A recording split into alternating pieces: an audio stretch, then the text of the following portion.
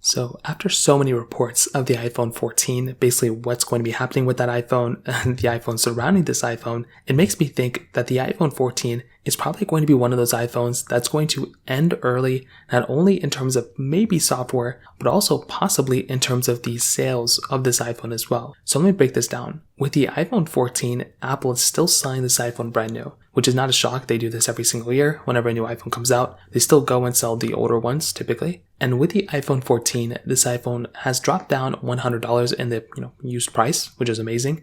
And I love saying that type of stuff. But with the iPhone 14, this iPhone could actually end up getting a successor before it even actually goes through and gets, kind of pushed out in terms of the brand new sales. The iPhone SE 4th generation, which could end up coming out next year, could be a little bit of time, but maybe next year, is rumored to basically be an iPhone 14 with the newer internals and a newer outside body as well. So some of the things that the iPhone SE 4 could bring is the iPhone 14 body. It could also bring the action button and USB Type-C. If it ends up bringing those things, there is absolutely no reason that this iPhone and the iPhone 14 should coexist. And I definitely do think that at that moment, the iPhone SE 4 is probably going to come out in the price tag of around the iPhone 14, probably in between the 14 and the 15. So I definitely do think that the iPhone SE 4 is not going to come out until next year, until after we got basically the iPhone 16s, I would imagine. So we still have a little bit of time before this iPhone comes out, but that's why the number one reason why I think this iPhone is probably going to end early in terms of the brand new sales. And it's not going to have that typical, the iPhone 12 cycle, or even the iPhone 11 cycle, where that iPhone, was basically there for still many years. I think this iPhone is definitely going to end off a little early, but also in terms of software, and I've been thinking about this a little bit more. I kind of think that the iPhone 14 could actually end up being removed with software support around the same time that the iPhone 13 also ends up with support as well. We've seen this for a few years now. When the 13 and 13 Pro drop support, I think Apple's going to drop the support of the iPhone